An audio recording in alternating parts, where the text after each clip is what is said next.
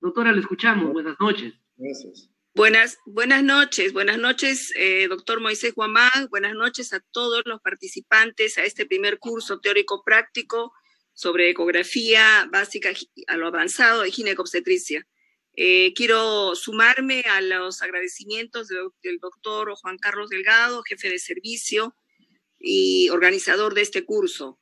Doctor, le quiero en representación de la jefatura del departamento, agradecerle porque realmente con su presentación va a dar un realce a este curso, que ya tenemos más de una semana de presentaciones, realmente que me ha satisfecho como jefe de departamento y que deseamos que sea de mucho aprovechamiento para los que están presentes.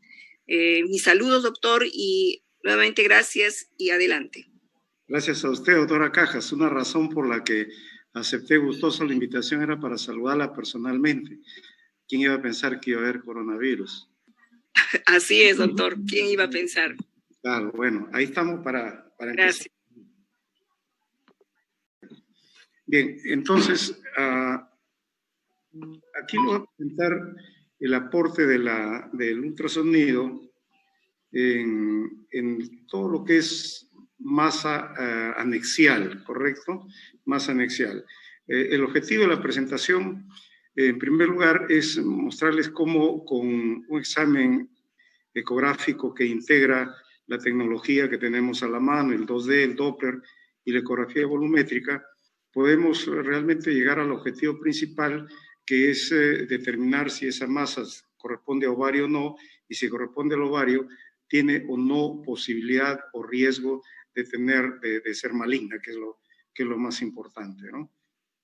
Hay que recordar que el cáncer de ovario es el quinto cáncer de los que produce muerte en nuestro país. Fíjate, esta estadística hasta 2008 muestra que el cáncer de ovario sigue siendo, si bien no tan frecuente como el de mama y como el de cuello uterino, sigue siendo un cáncer de mucha importancia clínica porque produce muchas muertes. Y como dice este informe de este año, donde se producen alrededor de 7,000 nuevos casos de cáncer de mama y cáncer de cuello uterino, siendo la muerte por estos cánceres de alrededor de 2,000 mujeres al año en nuestro país. Y que la razón principal que se arguye, que es lo mismo que en el cáncer de ovario, es que estas pacientes llegan tardíamente a los hospitales, con estados avanzados que ya no se puede hacer mayor cosa, ¿no? Entonces, frente a una masa pélvica, no necesariamente de origen ovárico, ¿no? Y tenemos que ver qué características tiene esa masa. Pero primero tenemos que determinar qué paciente se trata, qué edad tiene, qué características epidemiológicas tiene, qué datos clínicos nos trae, de repente algunos exámenes de laboratorio, etcétera. Y el estudio ecográfico, orientarnos a saber si la masa tiene o no tiene un origen ginecológico. Porque no necesariamente en la pelvis, acuérdense que hay órganos que no son ginecológicos y que de ahí puede originarse la masa. Si es una masa anexial, es de causa inflamatoria, puede ser infecciosa, puede ser funcional o puede ser neoplásica. Y si es neoplásica, esa masa puede ser benigna o maligna, ¿verdad? Y si se ubica en el ovario, entonces, ¿qué criterios de malignidad tiene? Y ahí entran los criterios de IOTA, que luego vamos a referirnos y que es importantísimo conocerlo para que todos quienes hacemos ultrasonografía vemos un tumor ovárico, podemos clasificarlo, que es muy sencillo clasificarlo dentro de los 6 tipos que nos muestra el grupo IOTA. Sugerir, de acuerdo a los hallazgos, pruebas adicionales, que puede ser, por ejemplo, resonancia magnética o puede ser marcadores como sea 125, o sea, marcadores bioquímicos, dependiendo de cada caso, ¿no es cierto? Y también hacer el seguimiento. El consejo que siempre conversamos es que cuando ustedes vean casos interesantes, importantes, en cualquier área del ultrasonido, síganos, porque es lo que nos va a enseñar al final y además nos va a permitir ya también tener material para hacer alguna publicación. Todas las masas pélvicas no son neoplásicas, no son de ovario y no son neoplásicas. Si es de ovario, hay que acordarse que tampoco todas son malignas, el menor porcentaje son así. Puede ser un absceso tubovárico, por ejemplo, la masa anexial o bilateral, como en esta foto que le muestro, esta foto 2D y la foto volumétrica, donde se ve lo que corresponde a un absceso tubovárico. La clínica, ¿no es cierto?, nos va a orientar. Recuerden que el examen ecográfico es un examen clínico que lo estamos realizando en base al tipo de paciente que estamos viendo. Otra masa que les muestro acá, una pacientes con tuberculosis pélvica, no hay que olvidarse que estamos en Perú. En Perú la tuberculosis sigue siendo un problema bastante serio. Pacientes que muchas veces no tienen mayor sintomatología, vienen con una masa pélvica y resulta ser, como en este caso, una tuberculosis. Este caso fue muy interesante. Correspondió a un caso de un estudio que hicimos con el hospital, con los colegas del Hospital Loaiza, donde ellos hacían el diagnóstico clínico, ecográfico, nosotros complementábamos la ecografía, venía la cirugía y teníamos diagnóstico ecográfico, clínico del cirujano y el diagnóstico anatomopatológico, y 2 casos de tuberculosis pélvica. Los 2 fueron informados incluso por el cirujano como posible neoplasia maligna y resultaron siendo informados por el patólogo como tuberculosis pélvica. No olvidarse entonces de esta patología. Y otra vez es masas anexiales que corresponden a severos hidrosalpinx, por ejemplo, donde el Doppler, como ven ustedes acá, el Doppler no puede diferenciar si esa masa que vemos ahí es anecoica, que no tiene flujo, que tiene forma alargada y que correspondía topográficamente a un hidrosalpinx, ¿no es cierto? Entonces, varices pélvicas también, varices, dilataciones muy aumentadas, imágenes anecoicas que vemos generalmente en ambos lados, y que colocándole el Doppler ya llegamos al diagnóstico de esta patología benigna. Un embarazo ectópico igualmente puede ser también una masa anexial de origen ginecológico, pero que no corresponde a un tumor de ovario. Casos más raros como este que hemos visto hace algún tiempo, viene por una masa pélvica y que correspondió a un riñón pélvico, un riñón izquierdo pélvico. Ahí vean ustedes el corte longitudinal de este riñón, el corte transversal del riñón, que correspondió, pues como le digo, correspondió a un riñón ectópico. Este casito les pongo, que es raro. Miren esta masa hipoecoica junto a un vaso pélvico que correspondió a un linfoma. Pero bueno, nosotros le hicimos el diagnóstico de linfoma porque una paciente ya con diagnóstico de linfoma, en tratamiento de linfoma, ¿no es cierto? Linfomas tenía tumores abdominales, por eso sabíamos que se trata de un linfoma, pero son casos muy, muy raros que nos llegan al ultrasonido. Y también muy raro el carcinoma de la trompa. Vean esa imagen que tenía que sacarla de un libro, yo nunca he visto un cáncer de trompa, una imagen alargada con estas observaciones y estos tabiques que dan la característica de que el sitio topográfico de la trompa. Entonces vean, hasta ahorita una serie de masas que no necesariamente son ginecológicas y otras que son ginecológicas pero que no necesariamente corresponden al ovario. Si la masa está dentro del ovario, entonces tenemos que diferenciar si esa masa es de origen funcional o es neoplásica. Y les pongo esta foto de un cáncer avanzado de ovario, ya con compromiso del útero, etcétera, que la ecografía nos permite entonces diferenciar si esa masa ovárica generalmente quística corresponde a un quiste funcional o es un quiste neoplástico, benigno o maligno. ¿Por qué razón? Porque esto nos evita ser iatrogenia. ¿Cuántas mujeres jóvenes se operan de quistes de ovario cuando son pues realmente masas funcionales, ¿no? Y tantas veces hemos visto casos donde hasta extirpan totalmente el ovario en una chica adolescente.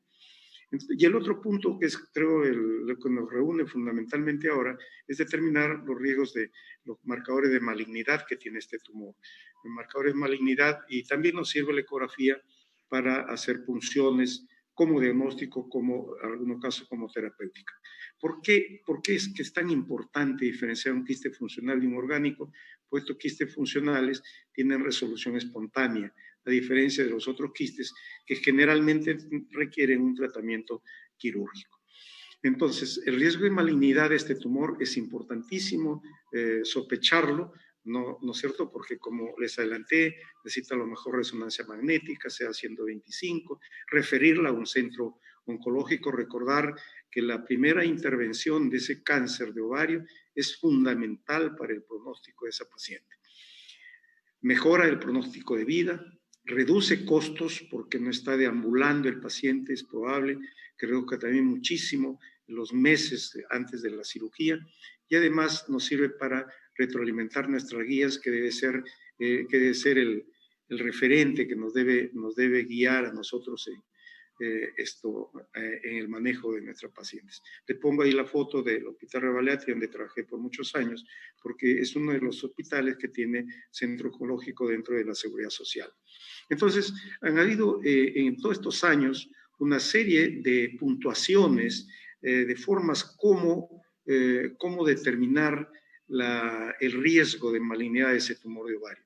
Y acá le presento resumido varios scores, el de Sisson, muy conocido, el de Lerner, por ejemplo, el multicéntrico, donde utilizaban una serie de parámetros para evaluar puntajes, para evaluar el grado de posible malignidad, y observen el valor predictivo de estos marcados, de estas pruebas, ¿no?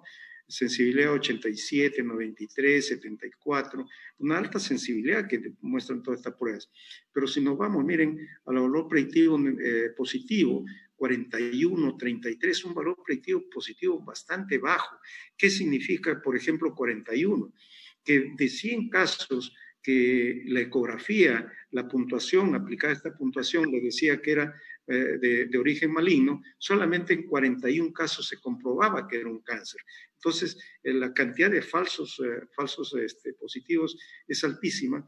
¿Y eso qué significa? Significa fundamentalmente angustia para el paciente, porque ustedes habrán estado frente a una mujer que le dicen que probablemente el tumor es un cáncer, ¿no es cierto? Toda la angustia en ella, en su familia, ¿qué significa esto? Y los costos adicionales a un sistema de salud tan complejo, antes de la pandemia, ¿no? Donde una paciente puesta en el seguro necesita 6 meses para que la vea, es realmente un viacrucis, y más si le aumentamos la angustia innecesariamente, entonces quiere decir que la prueba no nos está sirviendo como debería ser, ¿cierto? Entonces, todos estos puntajes que se tenían eran importantes, pero que quedaban muy lejos de ser muy efectivos.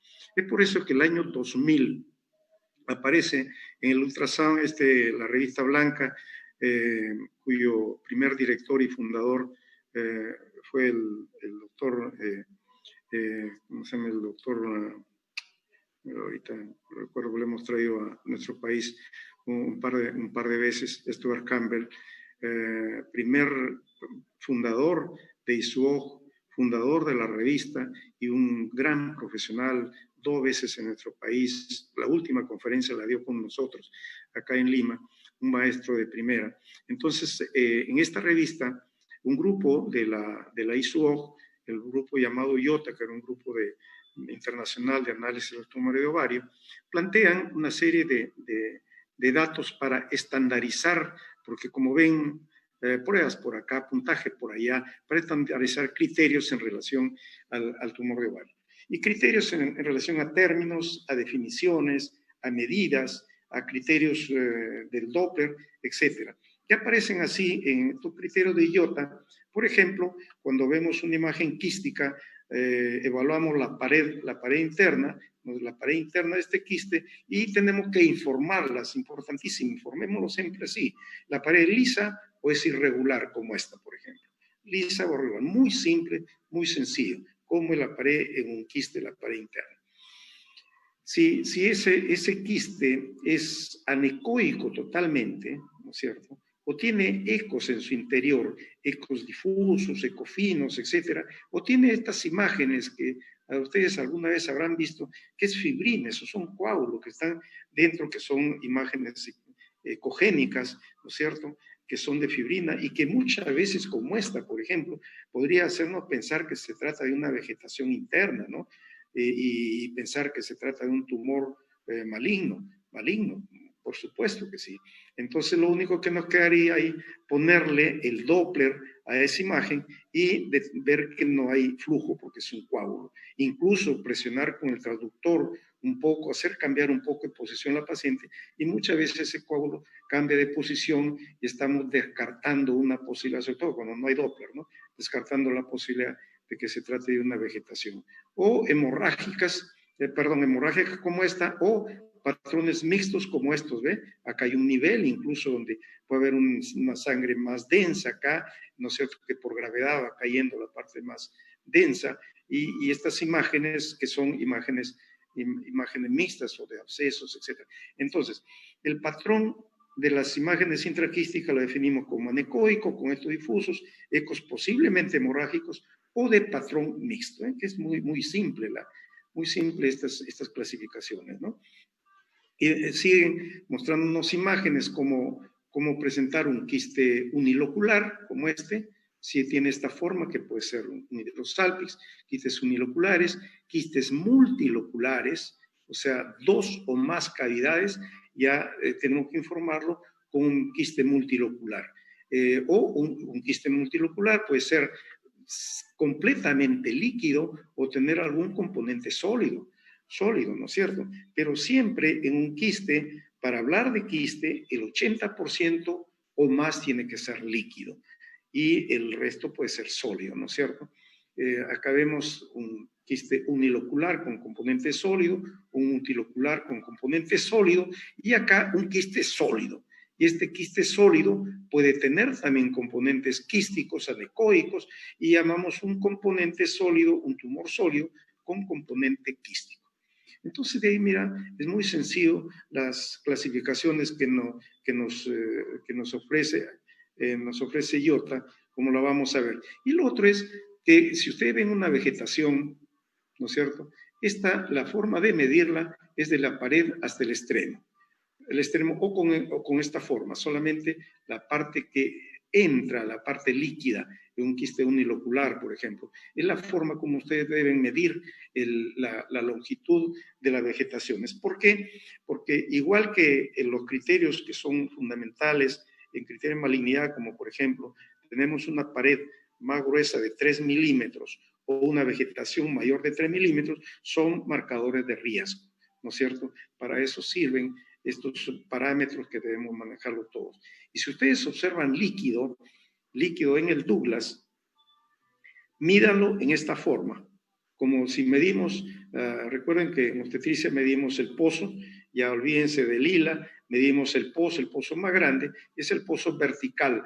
¿Por qué sirve cuando hay líquido en la cavidad pélvica? ¿Por qué nos sirve esto? Porque nos sirve como para compararlo en un control, si aumentó o se disminuyó ese líquido referenciado en el Douglas. ¿Ok? Entonces, sí, cosas muy sencillas, muy simples que nos permiten avanzar. Y cuando hay Doppler, en el Doppler, recuerden ustedes, o evalúen el Doppler de toda la masa. Vean los vasos periféricos, vean los vasos centrales, que son los más importantes. Un tumor, cuanto más vasos centrales tiene, y si estos son de baja resistencia, son factores de mucho peso para malignidad.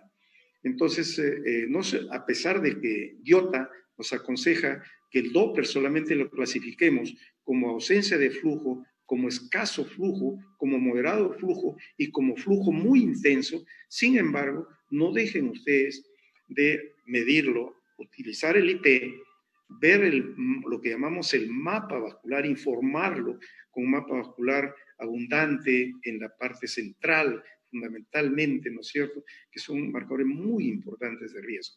¿Por qué IOTA hasta ahora solamente nos habla de esto? Porque ellos se basan en evidencias, tienen que tener más casuística y en el futuro los mismos casos que tienen estudiados hasta ahora en su base de datos les darán ya su valor a estos índices, ¿no es cierto?, para el futuro y nos saldrán los puntos de corte. Por ejemplo, hasta ahora tenemos como punto de corte que si trabajamos con IP, un IP por debajo de 1 es un IP de baja resistencia, o si trabajamos con un IR por debajo de 0.5 es un parámetro de baja resistencia, un flujo de baja resistencia.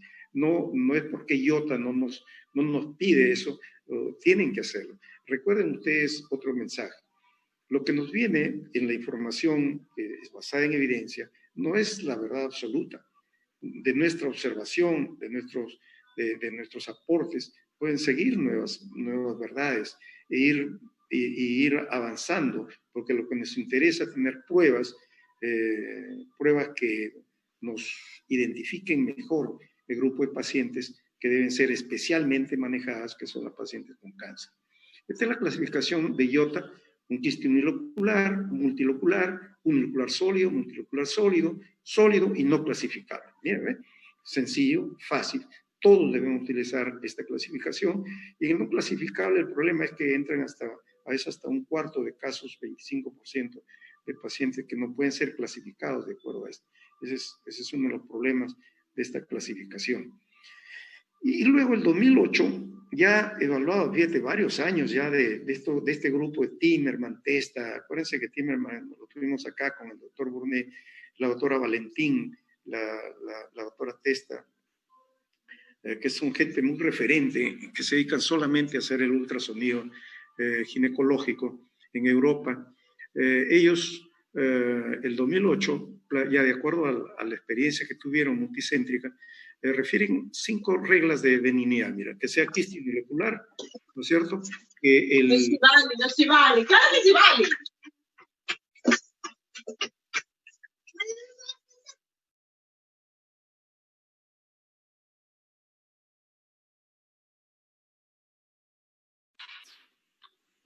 Doctor Moisés.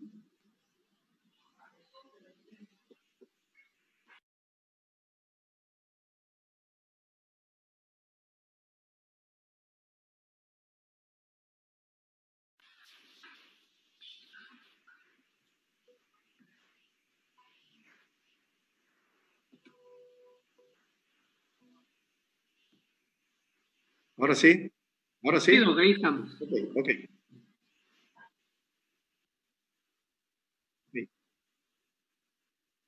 Ok. No, era para despertar a los que estaban durmiendo. ya había, creo, 30% durmiendo.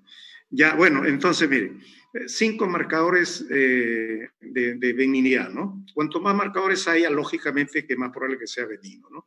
Que sea unilocular, que tenga componente sólido chiquito, menos de 7 milímetros, que haya sombras acústicas que se relacionan generalmente a calcificaciones. El tumor dermoide es un ejemplo.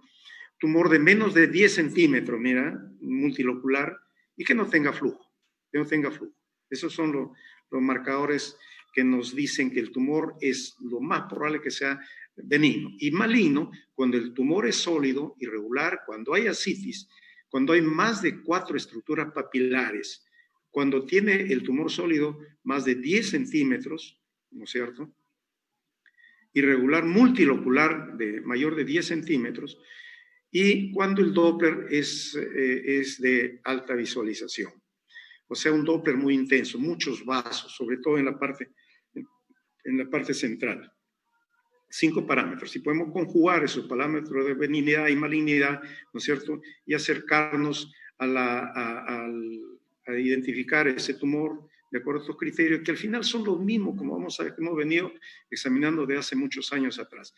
Y les traigo este dato porque a nosotros nos sirvió muchísimo antes que tengamos el Doppler incluso, para identificar los tumores que podrían ser manejables. No simplemente decir a la señora, no se preocupe, venga en 3 meses para mirarlo, porque pensamos que es un funcional, sino que podría ser un tumor orgánico. Tumor de más de 6 centímetros con ecos internos. Se relacionan a cistoadenomas, quistes hemorrágicos, endometriomas, teratomas, ectópicos, abscesos y dorsales. Por ejemplo, esta imagen, yo sé que ustedes la vieron ya, ustedes son unos expertos, la vieron. Fíjate que le estamos poniendo Doppler aquí, no tiene nada de Doppler en su interior, ¿no es cierto? Es muy sencillo darse cuenta que este patrón de vidrio esmerilado, patrón denso, y acá hay unas imágenes ecogénicas en esta forma, como hemos visto en las imágenes de IOTA. ¿Qué significa que es sangre? Pues es sangre, hay sangre adentro, con algunos coágulos, con fibrina adentro, que corresponde a un quiste hemorrágico. Muy simple, no tiene flujo, etcétera. Simplemente es un tumor que no tiene ninguna característica de malignidad. Entonces esa clasificación nos servía mucho, un quiste simple y un quiste complejo que ya significaba más estudios, etcétera. El tumor sólido es el que tenerle miedo al tumor sólido.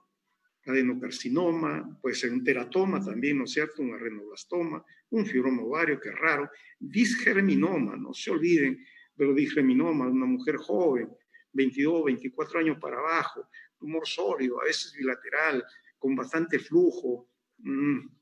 Ese tiene una altísima posibilidad de ser un disgerminoma. ¿Y por qué no se les debe ir ese caso? Porque esa mujer, si se va, puede venirle en el futuro, porque ese es un tumor que tiene comportamiento maligno.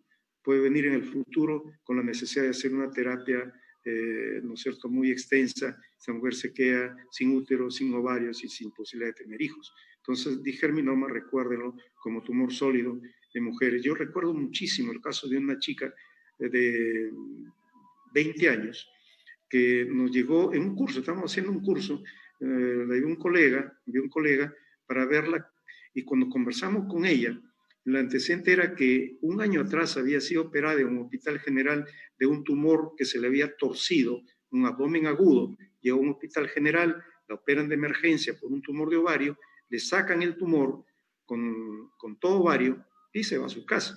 La chica, como a los 6 meses, regresa al hospital porque alguien le dijo, le preguntó, bueno, ¿y tu tumor qué cosa fue, no? Regresa al hospital, saca su historia, no estaba el resultado de patología, un vía crucis para conseguir la patología, hasta que al final le lleva la patología a su médico, al ginecólogo, y era un disgerminoma. Entonces le dice, hazte otra ecografía, y ahí es que nos llega con otro tumor en el ovario que le quedaba, era un disgerminoma, que por ahí se lo voy a enseñar, que le pusimos disgerminoma por el antecedente que tenía esta chica. Al final, imagínense, con una evolución, porque como fue una cirugía de emergencia, no exploraron el otro ovario, porque estos tumores son con bastante frecuencia bilaterales. Es un mensaje que nos quedan de los errores, ¿no? El mapa vascular, le dije, fundamentalmente vean la parte tumoral misma, la parte central del tumor. Recuerden que los neovasos no tienen la capa muscular, por lo tanto van a tener menor resistencia y una alta velocidad del flujo. Por eso son parámetros que nos sirven con el Doppler. El mapa vascular, la velocidad del flujo y los índices de resistencia, como hemos estado explicando. El índice, todos estos marcadores que conversamos, uno solo, no es para diagnóstico, no es para asustar a los pacientes. Yo recuerdo mucho el 2004, en un congreso en Montreal, un colega presentaba, era para el premio Nobel, presentaba 99% de diagnóstico con Doppler del cáncer de ovario, 99% de valor predictivo positivo, cáncer de ovario, con un Doppler, con un IR por debajo de 0.44. Entonces salimos de ese congreso, nosotros no teníamos Doppler en esa época, el año 94, perdón, me estoy equivocando, en Montreal, el año 94. Y bueno, no teníamos Doppler, pero luego salieron un par de años los estudios de que era mentira eso, porque este colega había hecho su trabajo, publicado su experiencia con 4 casos. Entonces, él mismo, años posteriores, muestra que no era verdad porque se había basado en un solo parámetro, ¿verdad?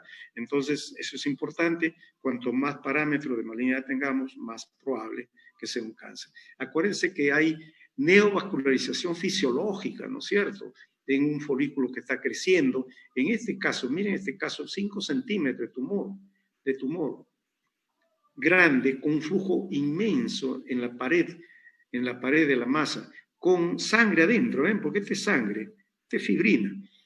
Historia de la paciente, ¿no? Porque, insisto, el examen ecográfico es un examen clínico. ¿Le duele? ¿No le duele? ¿Qué edad tiene? Siempre pidan ustedes exámenes. Siempre díganle al paciente, tráigame todos los exámenes que tenga. Una chica joven, dolor intenso en la mitad del ciclo en la mitad del ciclo, En la ecografía le encontramos eso. Flujo intenso, eso es un folículo. Eso no puede ser otra cosa. Sangró adentro ese folículo, ¿no es cierto? Entonces estamos frente a lo que llamamos el folículo luteinizado no roto. Un folículo con un ciclo bifásico que por razones generalmente de adherencias por fuera del ovario, crece el folículo, no se rompe porque no puede romper pues, las adherencias y sangra hacia adentro y le produce un dolor intenso. Esta paciente es tan importante, tanta ayuda de la ecografía, decimos, usted tranquila, tome sus analgésicos, no necesita cirugía, control en 3 meses, para que vean la importancia de esto, ¿no?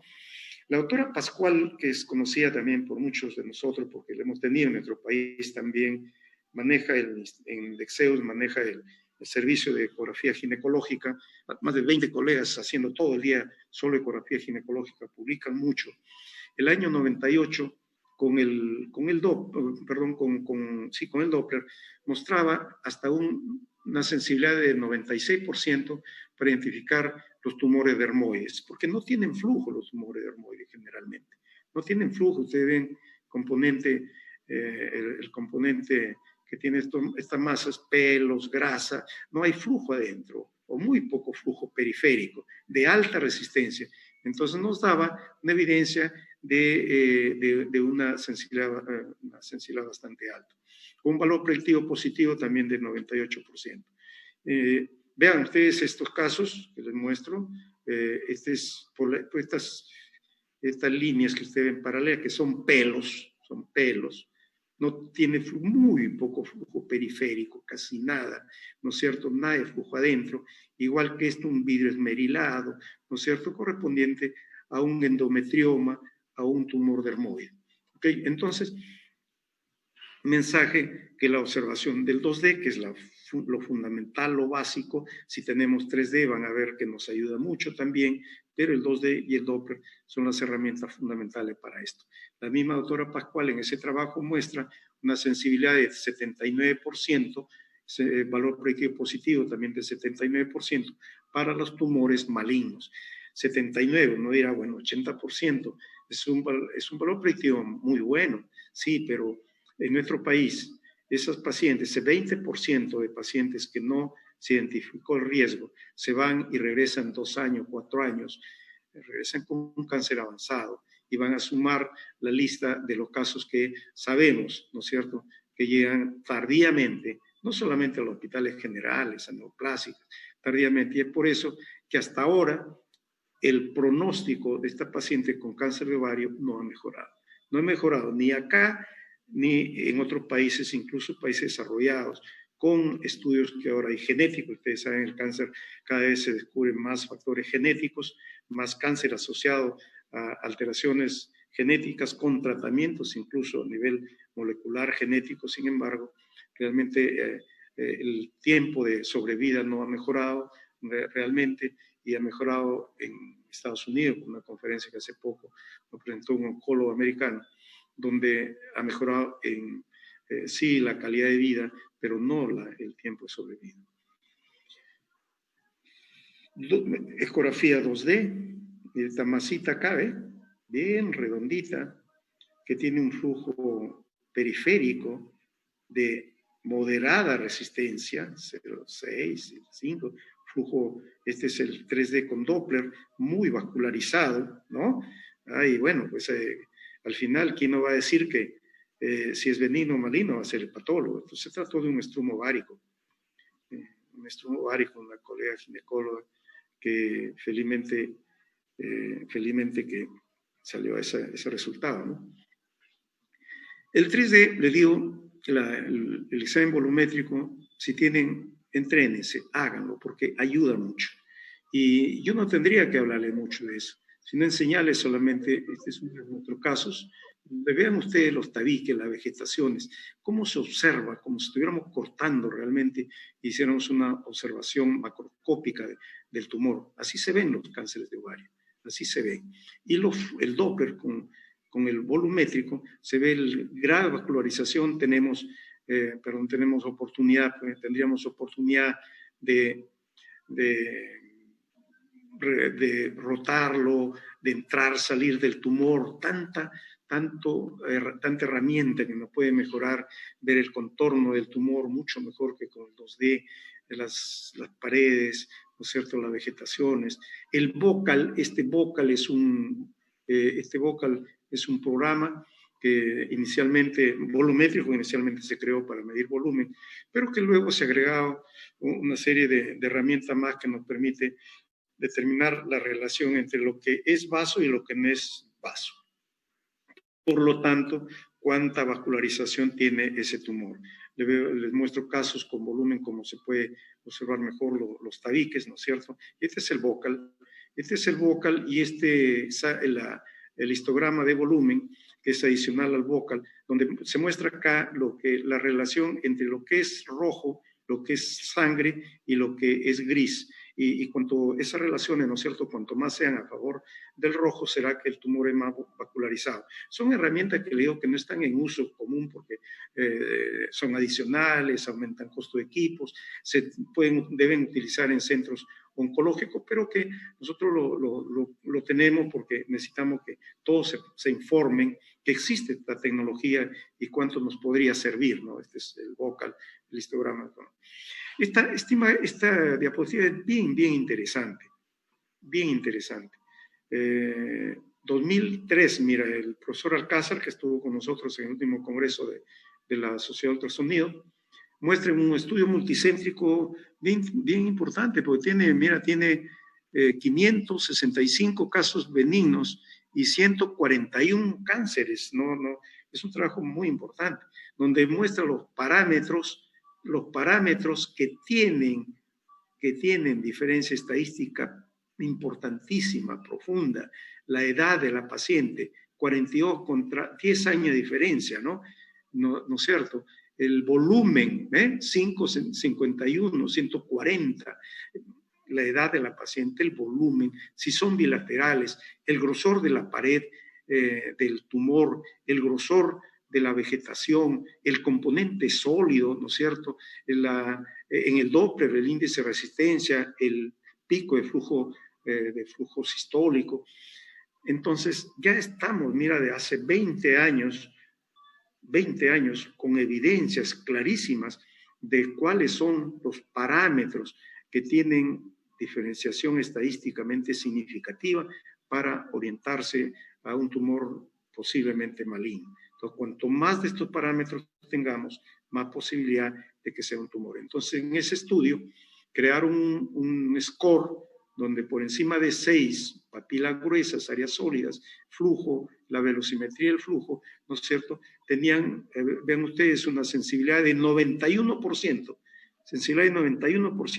para falsos positivos de 7.6%, como que centraban más el tema de los casos de malignidad. 91% de sensibilidad. ¿Qué significa? Que de 100 cánceres, en 91 lo pesquisaron con este score, en 91. 9 se les escapó, fueron los falsos negativos, ¿no? Negativos, pero se va centrando más el tema. El año 2008 publicamos en la revista de gineco-obstetricia en nuestro país un trabajo de este tema para ver asuntos de malignidad, para ver, este es uno de los casos, una gran vascularización de este tumor, mira, una gran vascularización, y nos dio un estudio que hicimos con los colegas del Hospital 2 de Mayo, donde estaba la doctora León Gamarra, conocida por nosotros, el doctor Huerta Centeno, el doctor Carrillo, patólogo, ¿no es cierto? Y pudimos, en ese grupo, determinar una sensibilidad de 92%, valor predictivo de 90% prácticamente, mucho mejor que las otras publicaciones, con un likelihood ratio, mira, un likelihood ratio positivo de 22, o sea, se había identificado muy bien ese grupo, porque, como le digo, primero era el diagnóstico clínico, ecográfico en el hospital, le hacíamos la ecografía nosotros, diagnóstico del cirujano, y finalmente el diagnóstico del patólogo, población muy seleccionada, ¿no?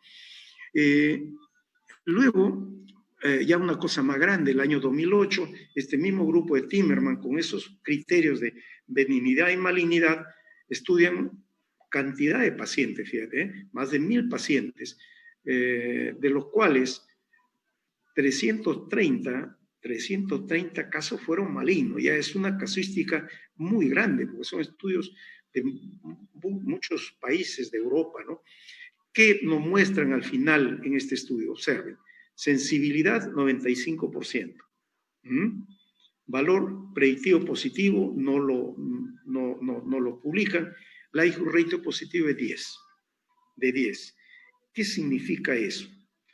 La probabilidad, el likelihood ratio, la verosimilitud, ¿qué significa? 10. Significa que esos criterios de malignidad, el observar esos criterios de malignidad es 10 veces más probable en tumores malignos comparado con los tumores benignos. Por lo tanto, esos criterios son criterios que tienen un alto valor. En general, sabemos que un likelihood ratio por encima de 10 es de muy buena aplicación clínica, porque tenemos que manejar todos estos datos, porque a veces nos presentan sensibilidades muy altas, pero después valores predictivos positivos muy bajos. O le doy el ejemplo, una translucencia nucal aumentada, ¿no?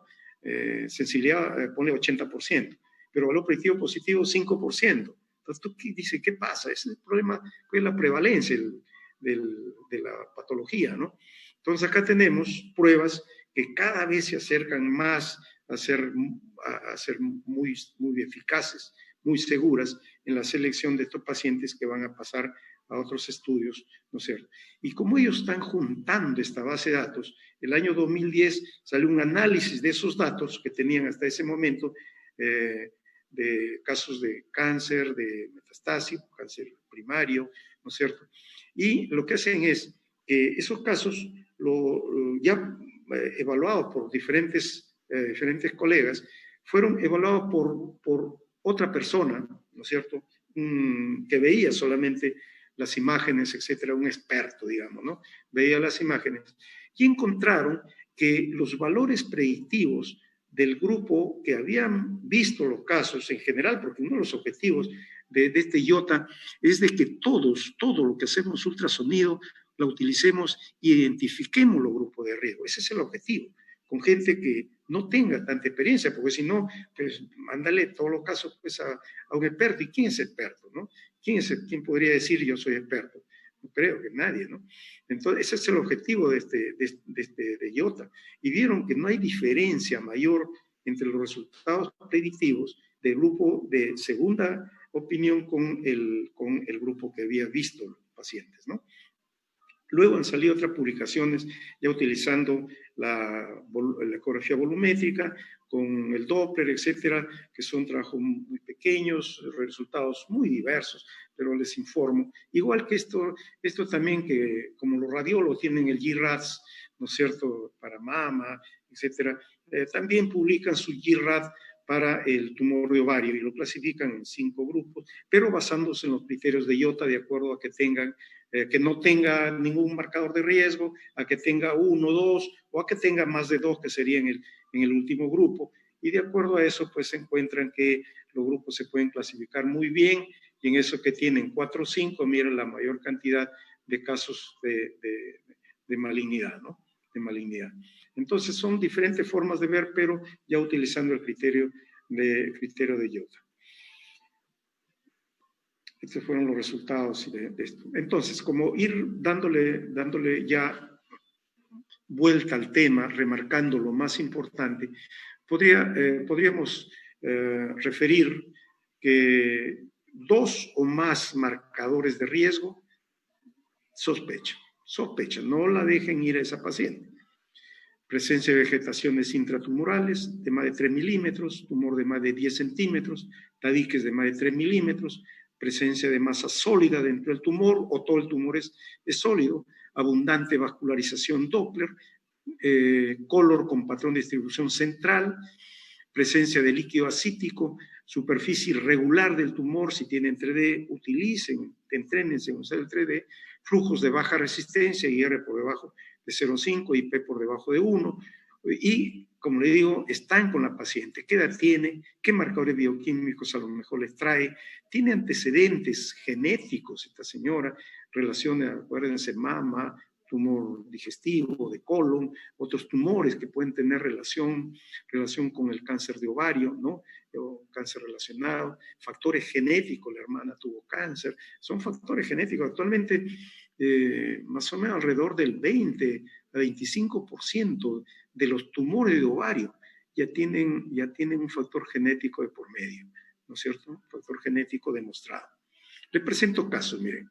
Este es un cangrejo, cangrejo. Tiene un cáncer, ¿ve? Componente sólido, tabiques gruesos, una parte líquida. Este componente tabique nidaloma de 3 milímetros, con bastante flujo, de baja resistencia, ¿no es cierto? Marcadores de riesgo.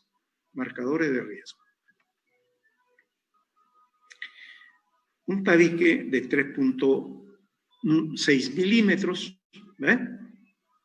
En este tabique le hacemos el Doppler. Recuerden esta imagen, Este fue del tumor dermoide que le comentaba, esta chica de 20 años. Mira, esta onda de velocidad de flujo es una mezcla entre vena y arteria. Ese es un shunt arteriovenoso. Un shunt que lo podemos demostrar si tenemos 3D Doppler. 3D con Doppler, lo podemos demostrar. Este es un shunt que no necesita el 3D. Este es un shunt porque es una mezcla. ¿Cuánto te da de IR? 0,2 por ahí, 0,2, 0,3. Es un shunt y este es un marcador de riesgo. Vean esos casos. Empecemos a captar esos casos y podemos darle valor, irle dando valor a cada uno de los marcadores, porque unos tienen más peso que otros definitivamente. Este es el dermoide, ¿ve? Mujeres jóvenes, tumor sólido, con este flujo. Piensen, en este caso, piensen ustedes en una mujer joven en un digerminoma, ese caso de un digerminoma. Tumor sólido, miren la vascularización. Esta es la ventaja del volumétrico, podemos hacer muchas cosas con el volumétrico, ¿no? Y tumor sólido, vean ustedes por dentro de este tumor, cantidad de cosas que tiene por dentro, ¿no?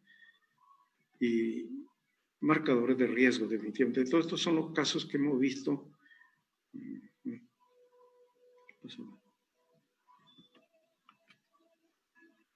Ok.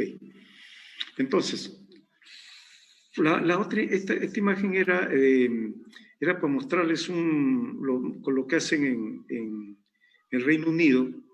Una mujer posmenopáusica llega a un hospital general, a su control normal, le encuentran una masa ovárica, ven las características, es un hospital básico, nivel 1, ven las características de ese tumor, le hacen inmediatamente un CA125 y con eso utilizan un puntaje y determinan el puntaje. Si ese puntaje es bajo, se queda en el hospital; si es moderado o alto, si es alto, se va a un centro de referencia. Y con eso le permite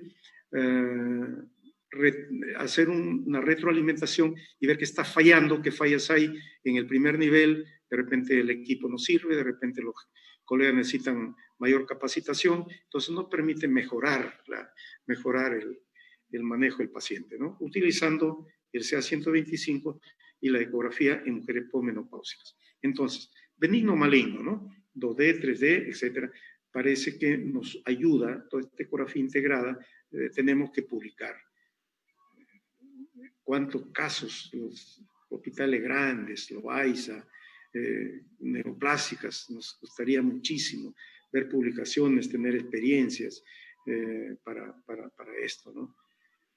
No publicamos. Y a veces un casito es muy importante y muchas veces es el inicio de una investigación. La capacitación fundamental, la tecnología, capacitación. A veces tenemos excelentes equipos, mala capacitación y a lo inverso. Y ojalá que después de esta pandemia pues salga lo que es el clamor de todos, de los médicos. Debemos hacer un homenaje a tantos colegas que siguen muriendo por salvar una vida, ¿no? Claman ellos, escuchen, ayer, hoy, por favor, que esto cambie, que el sistema de salud mejore, que los políticos cambien, que inviertan en salud, que inviertan en educación y no tener la horrible evidencia que estamos mostrando al mundo, el comportamiento frente a esta pandemia, ¿no?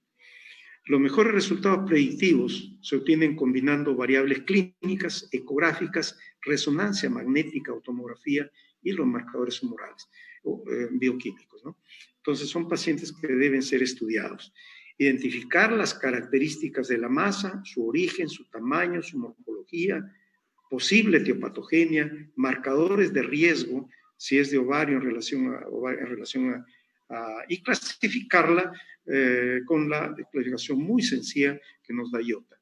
Las pruebas adicionales, la TAC, si la masa es quirúrgica, si es así, los hallazgos ecográficos ayudarán a planificar la cirugía, tipo de cirugía, apoyo de otros especialistas, ni siquiera operan a veces tumores sin ni siquiera hacer una biopsia de congelación en una clínica que no tiene eso, ¿no? Por eso le decía, la primera cirugía de esa paciente con cáncer es vital para su futuro.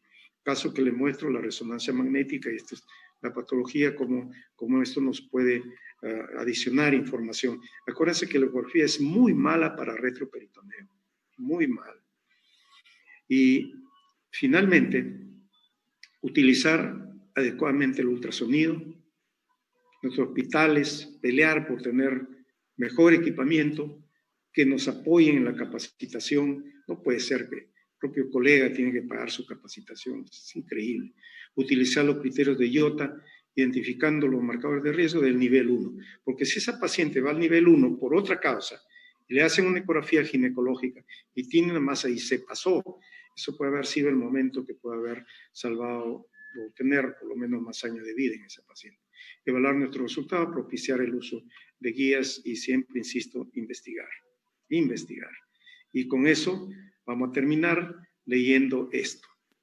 Leed no para contradecir o refutar ni para creer o aceptar como seguro, sino para sopesarlo y considerarlo. No creamos en paradigmas. La verdad de ahora, de repente mañana, no es la verdad absoluta. Así que les invito a utilizar bien la ecografía, a no dejar pasar estos casos, revísenla de nuevo, dígale, póngase un enema, regrese, si puede no le cobren cuando regrese, regrese para ver si es realmente un tumor o si no es tumor, y refiéranlo. Pues. Nosotros estamos abiertos siempre a los alumnos, Juan Carlos sabe, siempre le decimos, si tienen sus casitos especiales, tráiganlo, lo vemos juntos, aprendemos juntos y a lo mejor es un caso para publicar. Muchas gracias. Muchas gracias, doctor. De verdad que estamos muy agradecidos por su ponencia y bueno, como siempre, muy completa. De verdad sé que uno se deleite con los temas de la ultrasonografía. A continuación, quisiéramos pasar a una ronda de preguntas donde se pueda aclarar algunos temas. Tenemos el chat para que los participantes que deseen nos escriban y nosotros planteamos la pregunta al doctor Moisés. O si gustan también plantearlo de manera personal, activan su micrófono y adelante.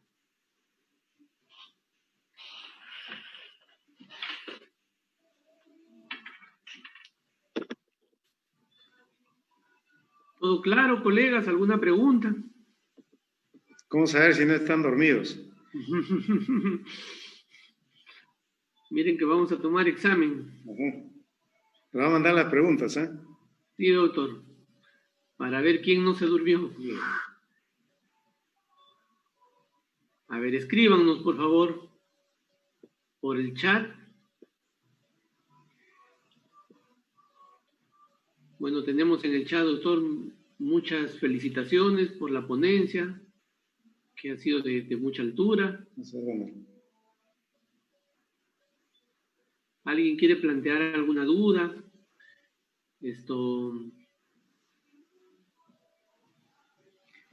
Mientras se anima, le voy a contar un casito que hemos visto en tiempo y ahorita. Yo estoy viendo casos solamente de urgencia, no ginecostétricos, de urgencia. una chica de 24 años tiene un dolor intenso en flanco y va al hospital haciendo cola y no quieren verla. Luego tiene que irse a una clínica y mira, en la fila del COVID, toda la posibilidad de contagiarse, ¿no? Va a una clínica, la ven, le hacen una ecografía, y no es nada, pero al siguiente día se dio un dolor muy intenso, alguien le recomienda y me avisa, ya voy a verla. Y la vimos, oye, un tumor, un quiste torcido de alrededor de 12 centímetros, torcido, con un abdomen agudo. Así que inmediatamente a llamar en este tiempo para que lo operen. Es bien complicado, pero fíjate cómo los pacientes van dando bote en este momento, ¿no?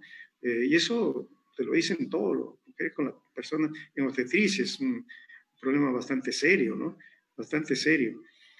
Y ahí, así es, la ecografía es tan importante inmediatamente. ¿Cómo te das cuenta que es un tumor que está complicado? Un tumor grande, ese tamaño muy doloroso, incluso al presionarlo con el traductor le duele más. El flujo se detiene en un área, pasa muy poco flujo al resto del tumor, ¿no es cierto? Un flujo de alta resistencia, ¿no? Y sangre adentro.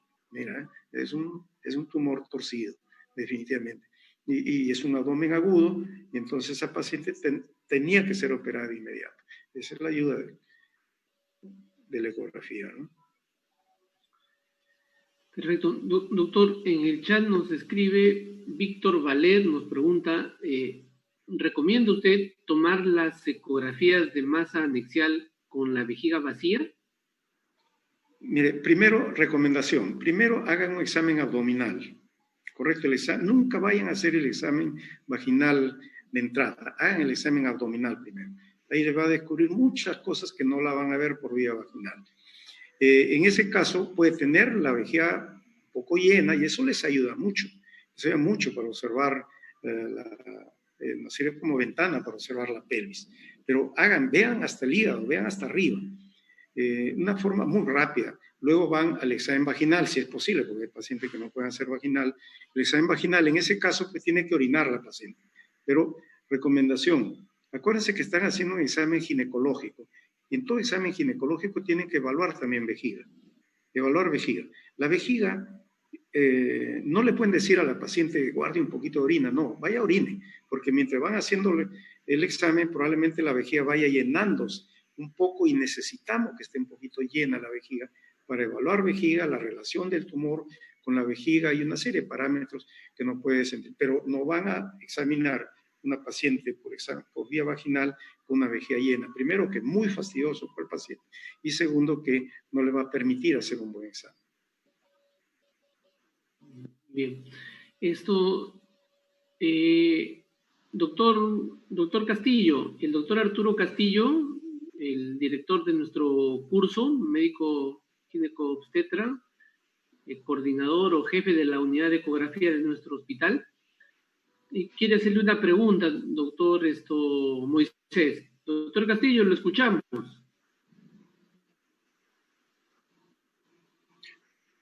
Buenas noches, doctor. Excelente su exposición. Gracias. Vamos porque usted es el pionero de la ecografía ginecológica prácticamente en el Perú. Salió de la escuela de Rebagliati y nos hemos seguido por muchos años, y me alegra que se mantenga con esa lozanía, ¿no? Después tanto bregar y tanto enseñar. Bueno, yo quería hacer una pregunta, ¿no? Según la regla de Iota, ya usted bien ha dicho que hay quiste simple con componente sólido, multiquístico, etc. Y cada uno tiene un porcentaje de malignidad. Un quiste simple, ¿no? Tiene un porcentaje muy bajo, que ni siquiera pasa la unidad, es el 0.3%. Mi pregunta es esta: si usted encuentra un quiste de ovario simple, unilocular, en una menopáusica, aconsejar exíresis ¿desde qué tamaño? ¿O todos se la sacamos? Claro. Buena pregunta, doctor. Y lo saluda. Mire, en la mujer premenopáusica hay que recordar que debemos hablar de quiste cuando tiene más de 3 centímetros. Antes de eso, no. Hablamos de una premenopáusica. Una mujer menopáusica, ya no tomamos ese parámetro de 3 centímetros porque ya no tiene folículos en crecimiento, ¿no es cierto? Entonces, si observamos una imagen anecoica en el ovario de esa mujer posmenopáusica, acuérdense que antes toda esa paciente terminaba en cirugía, ahora ya no. ¿Por qué? Porque se agrega el Doppler. Mida usted el quiste, vea las características que hemos comentado de riesgo, ¿no? Póngale el Doppler, y si tiene un Doppler que es lo más probable que tenga un Doppler muy escaso y de alta resistencia, tranquila, denle toda la tranquilidad. Nosotros lo que hacemos adicionalmente es llamar al colega y decirle, mira hermano, no pasa nada acá, vela el próximo año, tranquila. Es un folículo puede de 2 centímetros, de 3 centímetros, no más, porque si es más, ya realmente hay que manejarlo ya como si fuera un quiste orgánico, ¿no? Otro punto que en relación a su pregunta es importante. Acuérdense que las pacientes actualmente utilizan mucho fitoestrógeno y el mensaje es que los fitoestrógenos no producen ningún efecto ginecológico. No, eso no lo vemos. No lo vemos así. Esta paciente, señora, ¿usted utiliza alguna hormona? No utilizo nada. Pero no puede ser, tengo un endometrio que no es para usted, ¿no es cierto? Tiene una imagen quística en el ovario. ¿Usted usa algo, alguna vitamina? Ahí en el dato. Sí, utiliza estos fitoestrógenos y por tiempo. Y esa puede ser la causa, ¿no es cierto?, de que tengan estos hallazgos que no se ven comúnmente en una mujer posmenopáusica que no usa hormonas. Importantísimo. Pero como le digo, el mensaje sería no alarmar a la paciente, tranquila, si no hay otros factores, ¿no es cierto?, de riesgo, su control normal. Bien, Doc. Nos escribe la autora Sandra García, nos pregunta, el año 2017 el grupo IOTA hizo la recomendación que cuando la masa era no clasificable según reglas simples, se debía acudir al modelo ADMEX. ¿Alguna opinión sobre dicho modelo, dado que no se ha extendido mucho su uso? Así es. Uno de los problemas de estas clasificaciones es que algunos casos no van a entrar ahí, pues, ninguno. Muchos casos de tumor dermoide, por ejemplo, no entran en esa clasificación. Muchos casos. Incluso de algunos problemas de endometriosis. Entonces, en esos casos, que en el futuro va a salir seguramente una nueva clasificación, tenemos que informarlos con lo que hemos conversado, con marcadores de riesgo, porque al final, fíjense, IOTA, todos estos índices que nos ponen son referencias. Tenemos que utilizarlos, sí, pero nosotros tenemos un criterio de experiencia y de todo que nos dice que lo fundamental de esto es descartar que esa masa orgánica tenga algún factor de malignidad. En esa masa no clasificable, busquen los marcadores de riesgo. Y justamente el análisis que han hecho en segunda opinión, encuentran que en ese grupo no clasificable, ¿no es cierto?, la información que tenían de aquellos que lo vieron los pacientes directamente no difería mucho. Entonces simplemente le decían no clasificable, pero con riesgo o sin riesgo. Punto. Porque al final el tumor es el mismo. Las clasificaciones que estamos implementando son cada vez diferentes, pero el tumor que estamos analizando es el mismo. Bien. El doctor Carlos Rodríguez nos escribe esto. ¿Es el LR es lo mismo que el RR? No, una cosa es riesgo relativo, y otra cosa es likelihood ratio positivo. Son dos cosas diferentes y la fórmula es totalmente diferente. Acuérdense que el likelihood ratio positivo se obtiene de dividir la sensibilidad entre el complemento de la especificidad. O sea, ponemos arriba la sensibilidad y abajo 1 menos especificidad. Ese es el likelihood ratio positivo.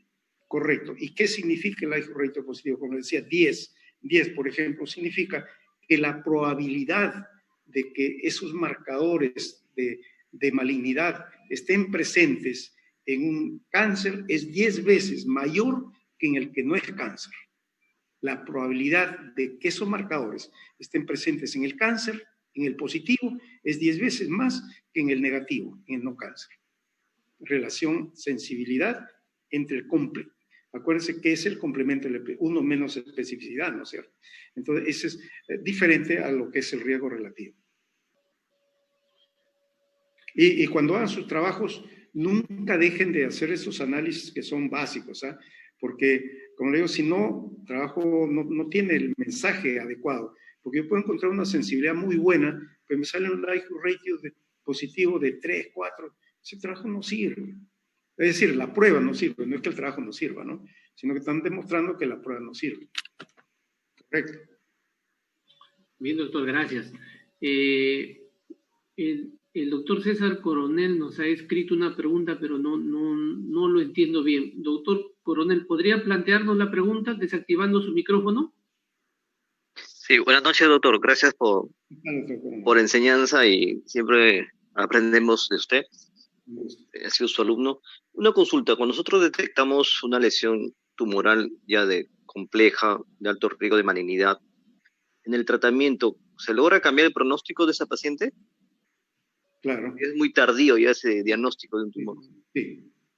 Sí, porque usted puede encontrar marcadores de riesgo y todavía puede estar solamente en el ovario, tumor en el ovario, ¿no es cierto? Habiendo marcadores de riesgo en el tumor. Entonces ya de ahí viene el estadiaje clínico de ese tumor, ¿no? De ese tumor. Y dependiendo de eso, qué bueno fuera que todos esos, que uno encuentre 2, 3 marcadores, inmediatamente pase el estudio, ¿no? Esa paciente que muchas veces no tiene nada de clínica, no tiene nada. Porque acuérdense que los malos resultados, porque recién el paciente cuando tiene clínica, recién va al hospital, recién, entonces encuentran estadio 4, ¿no es cierto?, de estadios avanzados, 3, 4, y ya el pronóstico es malo. El pronóstico es muy malo. Eso es lo que encuentran en neoplásicas. Hace poco escuchaba una conferencia de un colega, un oncólogo, que hablamos de este tema y nos decía, pues siguen llegando los pacientes tardíamente, pues. Entonces no vamos a tener, y aparte, a pesar de que ahora hay nuevos tratamientos quimioterápicos, ¿no? Sin embargo, pues el pronóstico no ha mejorado. Pero podemos tener un tumor localizado, ¿no es cierto?, con marcadores de riesgo todavía, ¿eh? Localizado en el ovario. Gracias, doctor. Gracias, doctor, por su respuesta. Joana Rangel nos escribe, si la imagen anecoica simple mide menos de 3 centímetros, ¿cómo se reportaría en la conclusión del estudio, en edad fértil? Ya le dije, si la mujer es premenárquica, está en edad reproductiva, infórmela como un folículo. Folículo de tanto, ¿no? 29 milímetros, 30 milímetros. Si está en la posmenopáusica, ya no es lo mismo. Ya la informa como un quiste de tantos milímetros. Así es, porque lo otro es un folículo, 99% que sea un folículo. Gracias, doctor. Recuerden que los folículos pueden crecer incluso un poco más, ¿no? Pueden crecer a veces hasta 4 centímetros, pero se estandarizaba así en ponerle 3 centímetros. Gracias, doctor. La doctora María Bustinza nos escribe, dice, en el caso de mutaciones genéticas de BRCA1 o BRCA2 positivo, ¿es recomendable en su opinión realizar el test de screening para cáncer de ovario cada cuánto tiempo? Sí, es preferible. Las guías establecen que esa paciente debería verse cada 6 meses y no cada año, en los casos que tengan genética positiva, sí. Eso fue también lo que nos informó el oncólogo, en una conferencia del oncólogo americano sobre estas pacientes. Incluso mira que hay unas pacientes que ni siquiera lo controlan, sino que de frente les hacen oforectomía con ese antecedente.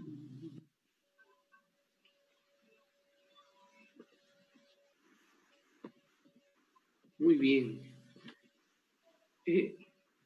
¿Alguna otra duda, alguna otra pregunta que quisiera plantear el auditorio virtual al doctor Moisés? desactivando su micrófono. Juan Carlos. Doctor, adelante. Sí, muchísimas gracias, doctor Huamán, realmente excelente su presentación.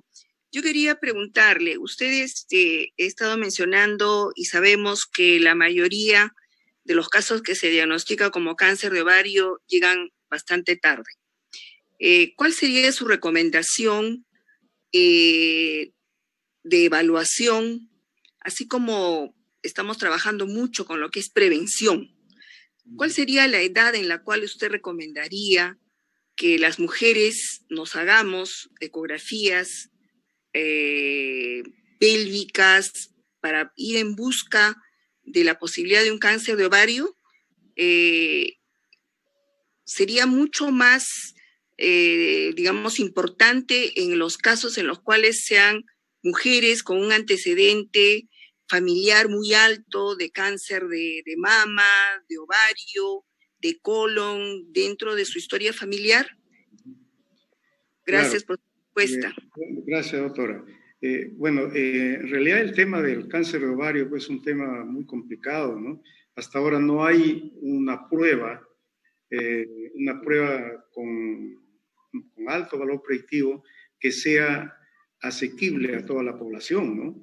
Que sea pues, posible como un Papa Nicolau, como un examen de mamas, poder hacerlo, ¿no? Por eso es que hasta ahorita no tenemos una prueba. Nosotros estamos hablando de pacientes seleccionadas que se han hecho estos estudios, estamos evaluando que la prueba sirve, pero qué bueno que esa prueba podríamos hacerla a todas las pacientes, lo que sería imposible. Ahora, nuestro mensaje que siempre hacemos en este tema es que toda paciente, por eso pongo del primer nivel, porque si pensamos en una prueba de tamizaje, tiene que ser del primer nivel, ¿no es cierto? Que toda paciente ginecológica en edad reproductiva o más todavía que tenga más edad, toda paciente debía hacerse el examen intravaginal, y referirla, en este caso si hay algo sospechoso, referirla pues referirla a un centro que tenga pues mejores equipos, que tenga personal más especializado. Pero yo estoy seguro, doctora, que si una mujer, como ocurre en la práctica privada, los casos que vemos de colegas que nos mandan en la práctica privada, es muy difícil que se escape un cáncer de ovario o que llegue a un estadio avanzado. Le comento un caso último antes de que empiece la pandemia. Una señora que vive en Lima, que tiene seguro, que es profesional, un día la hija la ve que sangraba. Entonces le dice, mamá, ¿pero qué está pasando? Y le dice, no, hija, tenía más de un año sangrando, Entonces ya era posmenopáusica, lógicamente. Así que ¿y por qué no ha dicho nada? Por miedo. Como decía ese estudio de cáncer de mama y de cuello uterino, ¿por qué las mujeres llegan a este estadio? Por miedo, muchas por miedo a que sean malignos, ¿no? Entonces tenía miedo, la vimos, oiga, era un cáncer metastásico, cáncer de ovario metastásico a endometrio. Miren, una paciente profesional aquí en Lima, ¿no?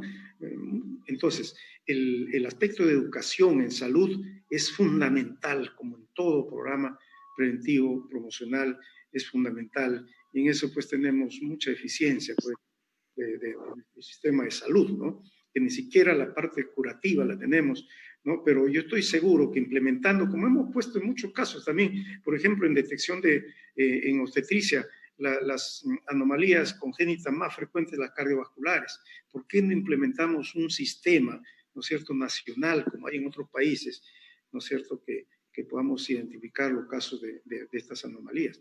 Igual en el cáncer mata, también el cáncer mata. Entonces, es cuestión de que nosotros, los profesionales involucrados, deseemos insistir en estas cosas, ¿no? Que en primer nivel, hay equipos en el primer nivel, probablemente falta entrenamiento, probablemente falta un poco de orientación a los propios colegas, oiga, véale sus ovarios, si están bien no pasa nada, pero si hay algo anormal, háganlo de nuevo o mándenlo a un hospital, ¿no? Creo que podríamos hacer algo. Gracias, doctor. Y eso nos afirma mucho más que nosotros como hospital de tercer nivel, de alguna manera tenemos que trabajar con el primer nivel. Exactamente. Gracias. No, si estamos quebrados en eso, no, nada puede hacerse, ¿no? Así es. Gracias. A usted, doctora. Creemos justamente, doctor, que ese es el reto que tenemos como hospital, prácticamente como hospital líder de la parte sur de Lima, con una gran población. Y esa justamente es la finalidad de estos cursos, ¿no? De sensibilizar a nuestro personal, mejorar sus capacidades y luego convocar a través de estos cursos también a toda nuestra red, ¿no? A todo nuestro primer nivel, para comenzar a hablar el mismo idioma, estar sensibilizados todos y de alguna manera comenzar a formar el equipo que debemos ser, ¿no? En beneficio siempre de nuestra paciente, ¿no? Muchas gracias por su... A veces nos preocupamos más por la ecografía obstétrica, ¿no es cierto? Y dejamos un poco olvidada la ecografía ginecológica. Eso pasa en los servicios generales. Por eso que en otros países avanzados, la ecografía ginecológica está aparte, solamente hacen ecografía ginecológica. Y ese es un dato importante para ustedes.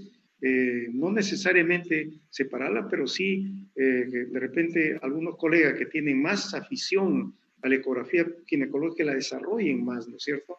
Que la desarrollen más y que complementen con el radiólogo, la ecografía de mama también, que es muy importante, ¿no? En ese control.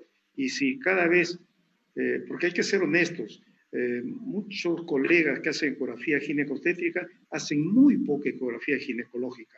Y entonces, si no hay entrenamiento en esto, no solamente el cáncer o los marcadores de riesgo se le va a escapar, sino mucha otra patología, ¿no? Mucha otra patología. Entonces, orienten a 1, 2, 3 que les interese un poco más la ecografía ginecológica, y a lo mejor la van separando un poco, ¿no? Con algún proyecto, con un programa futuro.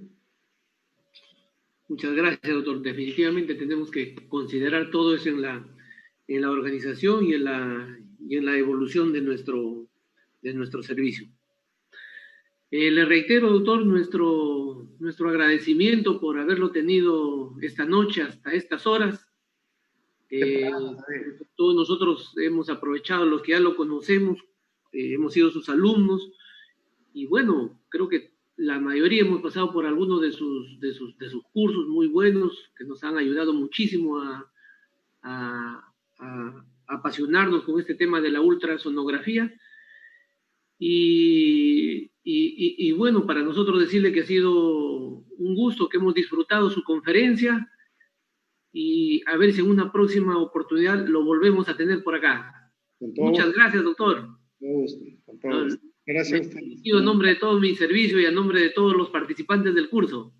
Muchas gracias. Gracias, doctor. Gracias a todos. Muchas gracias. Y a todos nuestros amigos y colegas participantes, muchas gracias por estar con nosotros hasta esta hora. Creo que todos hemos aprendido muchísimo. Y mañana nos vemos a esta misma hora y por este mismo canal. Vamos a tener al doctor Castillo con la parte de ecocardiografía fetal. Gracias. Hasta mañana. Gracias. Buenas noches. Gracias, doctor. Hasta mañana. Hasta mañana. Buenas noches.